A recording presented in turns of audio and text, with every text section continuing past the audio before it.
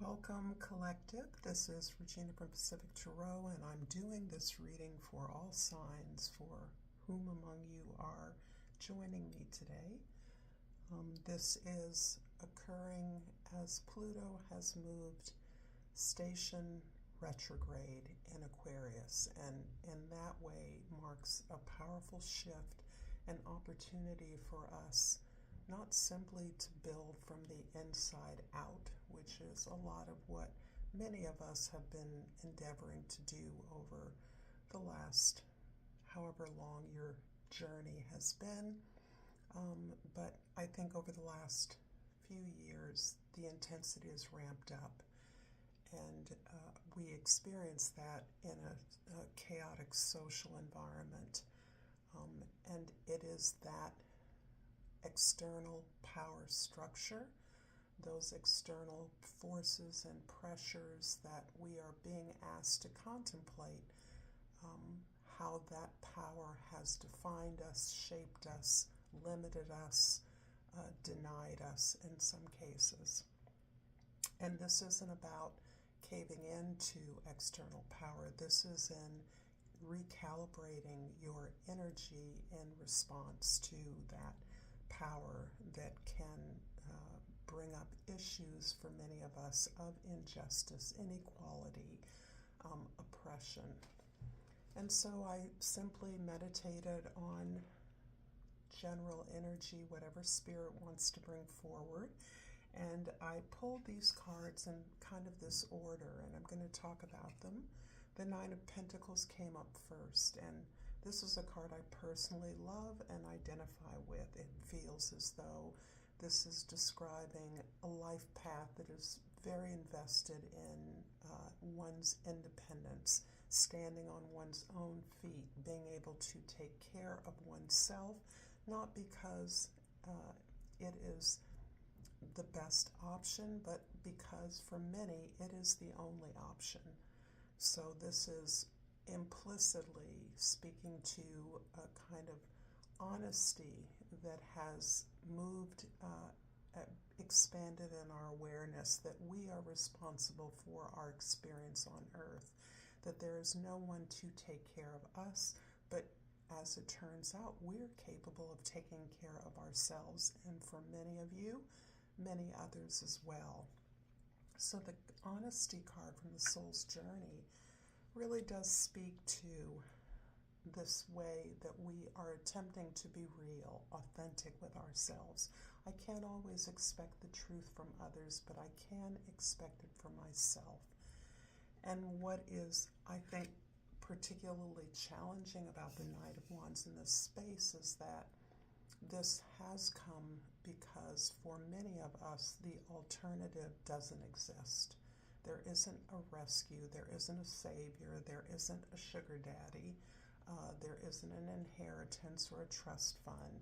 This is, for many, a long period of disillusionment about all the wonderful things that you feel prepared for, all the excitement that the world has to offer, to come to eventually realize that there is no particular savior, ally, mentor, fairy godmother, whatever it would require to match our illusion about gaining success in the world. So this is a sort of painful, in some cases, at least for those of you that I'm speaking to today, acknowledgement of your power. You're given the power, the sense, the skills, the knowledge you have as a way of activating this ability to be independent and to integrate the opportunities that are available to you on your own terms. Next, from the Egyptian deck, I pulled the Three of Swords. And this really is so interesting because it speaks again to this energy I'm picking up on, that this sense of independent investment, this ability to cultivate your own interests, your own skills, to invest in the things that you believe are worthy and aligned with the vision of the world you want to see, has come through the recognition of a difficult pattern in your life, one in which you initially experienced this hopeful, optimistic anticipation that love was there, was being offered in response to the immense love you have inside. And that can be in a variety of settings, relationships, opportunities, environments where you kept showing up to give away your love with the expectation that this was going to save you, this was going to be the perfect match, here was the partner or the situation that was going to nurture your brilliance and your success. And actually, after a long experience, you began not only to see that it was a pattern that never turned out well, that never developed into anything substantial, but that you kept choosing it. And this marks the awareness that, in fact, this is part of your buying into a story that wasn't yours. This was buying into a story of some kind of traditional norm of success and aspiration, particularly as a person who may be marginal or different in some way, that there's a classic traditional model that everybody should fit into. And that's part of the disillusionment that you began to experience, and thus the responsibility for your own reality you began to take in your life that has led you to this place of standing on your own, being a force onto yourself. And it's interesting, the regret card also came out at the same time with the honesty card. I know I cannot change the past. And so this is, again, this underlying bittersweet feeling that I can't change the past. Yes, I've made mistakes. Yes, I would have done things differently had I been more aware, more in tune. However, one is not supposed to. Naively, in my youth, I thought, regrets? Who has time for regrets? You do what you do and it's all good. And as I have matured, I have been honest with myself to say, yes, I'm responsible, but yes, would I have done things differently if I knew what I know now? Of course, it's human. It's okay. We're not perfect. I haven't shed all my bad habits and am suddenly now pristine and moving forward in the right way. I'm moving forward in my own way, and I think this is encouraging you to own your feelings and emotions. It's okay to have regrets. It's okay to be sad. Yes, we become aware that those emotions can be burdensome and can in and of themselves block you from the motion you're making forward or the way that you're looking to take greater responsibility for the gifts you have and the way that you employ them. But it's okay to recognize that, I've been foolish in the past and it's hurt me. And so this feels to me very much in keeping with just this general idea about the power of Pluto, not only the subconscious within us, but the collective unconscious that brings the entire humanity together. We all have needs and desires, and there's a way in which you are acknowledging deeper needs, deeper desires when you come face to face with your own story, and sometimes the heaviness of the errors or the flaws or the mistakes or the misdirections or the distractions that we allow to block our forward motion and our own happiness, truly. I pulled the archetype last, and I didn't want to pull it until I was ready to talk about it. And I pulled the vow, and as per the usual, I'm going to read from the guidebook. And the vow has a number of names: the promise, the oath, the contract. When the vow is spoken, karmic ties are formed.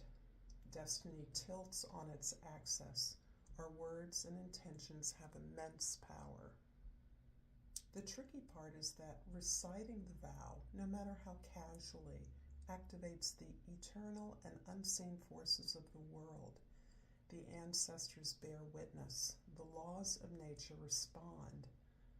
Those promises cannot be unsaid or forgotten, so breaking them can leave lingering complexities and loose ends.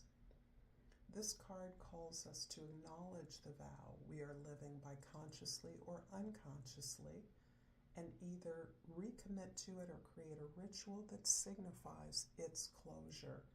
You've been underestimating the power of your promises, and I would underscore particularly to yourself. Anytime the energy of the vow is present, we are in the archetypal realm of ceremony and ritual. That means time stands still and anything is possible. I love this so much.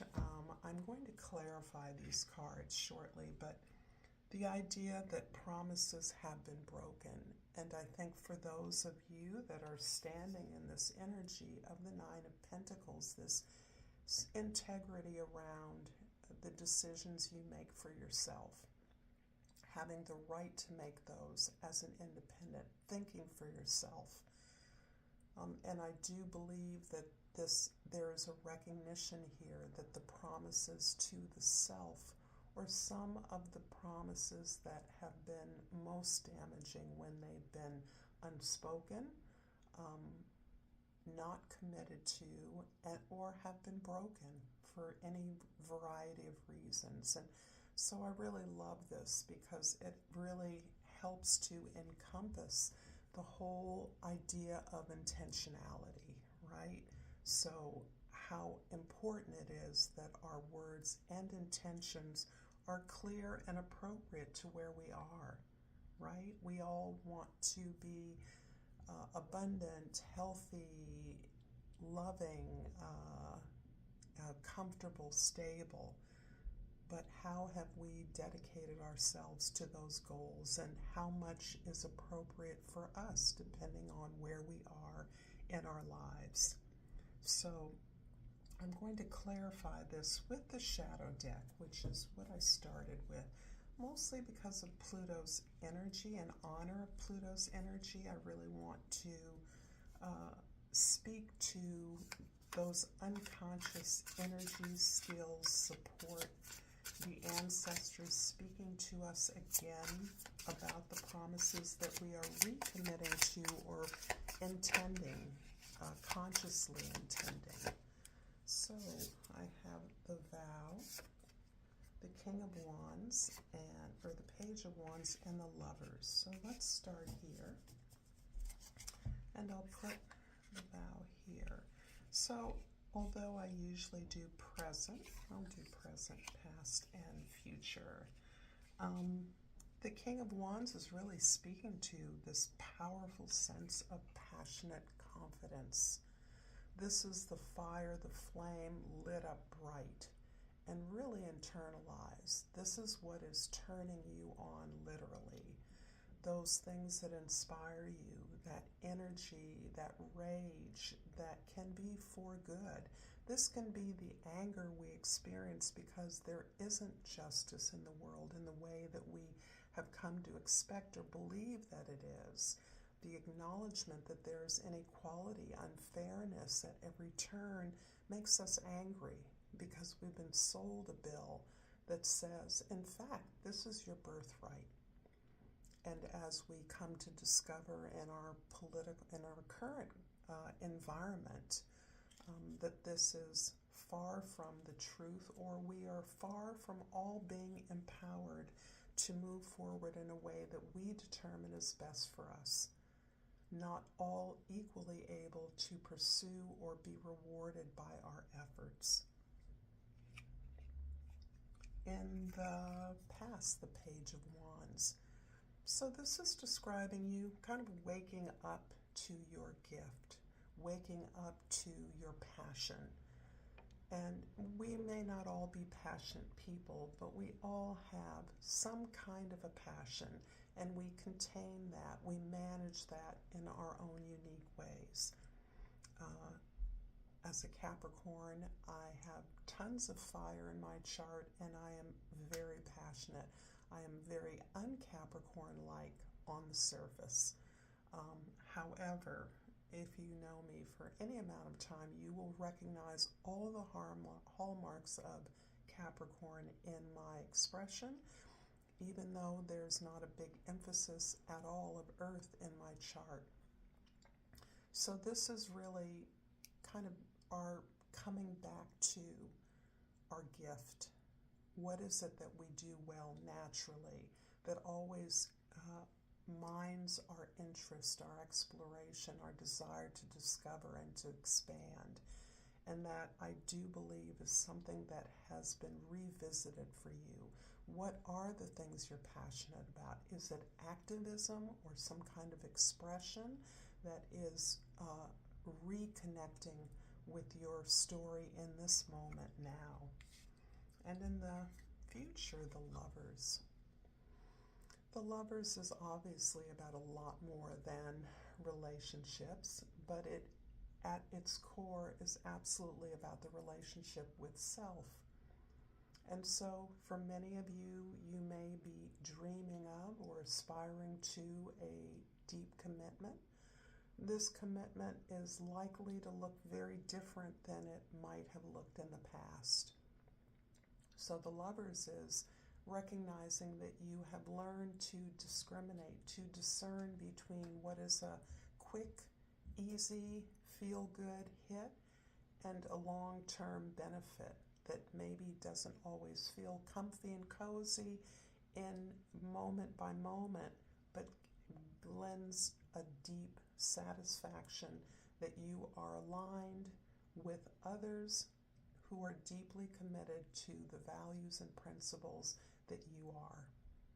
This is, in some views, the ideal traditional partnership, be that a marriage, business partnership, friendship, relationship with siblings, any relationship that is based on a deep connection is really about that unspoken bond that you share values, goals, and that you're willing to work together, support each other towards that goal, towards those goals, because it's perfectly viable that a partnership can have different goals. They only need to share some goals. So this is telling me that that sense of not only a loving connection, but a deep self-love that can fuel that connection with others is really something you're aspiring to.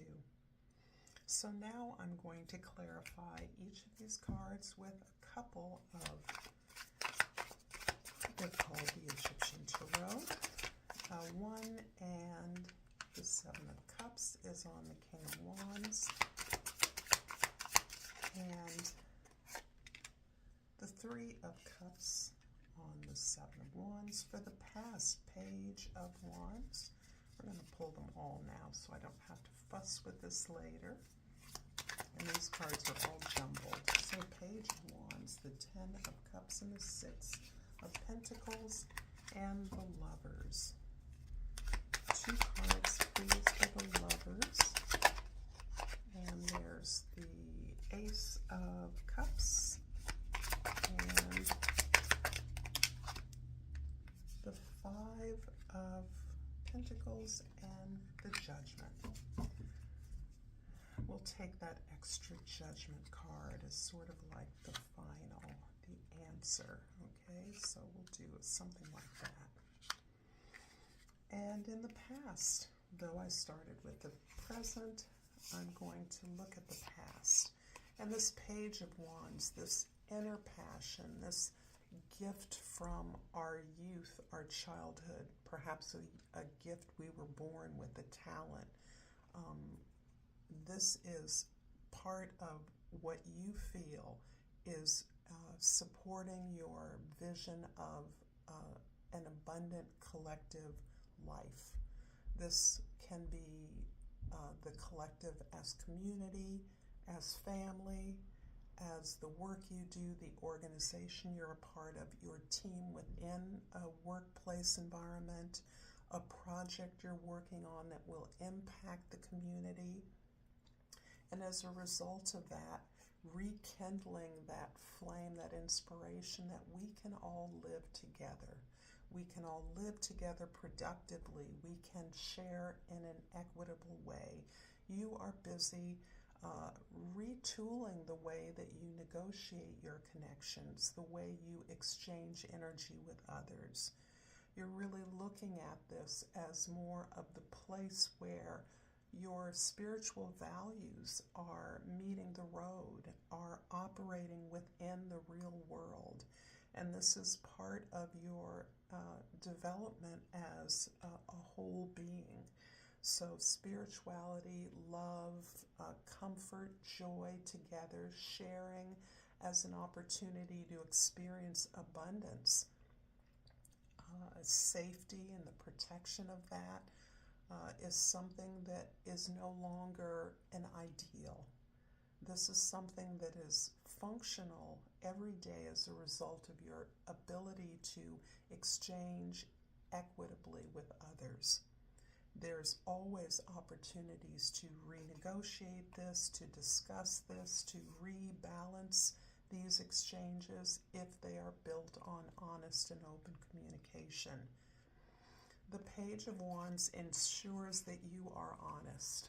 In fact, with a Sag rising, I can say honesty is almost a fault, a default.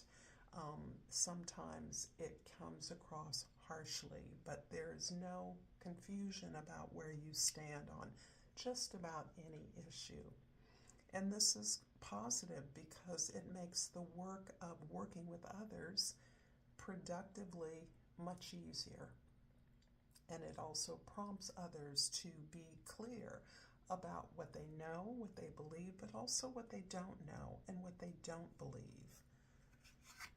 In the present, the King of Wands, that brilliant, raging confidence that you feel, this righteous anger that can excoriate the entire world, those in power, is clarified by the Seven of Cups and the Three of Cups. This is interesting because one thing you are experiencing through a fairly supportive environment that you exist within, and with the Ten of Cups in the past is something you actively work towards through your relationships. It is no wonder that you feel supported, seen in your present company, present environment. This can be a job. This can be a job you've created for you. This can be a project. But the Seven of Cups is indicating that you recognize from this place of security that there are a lot of options that were not clear or even possible in the past.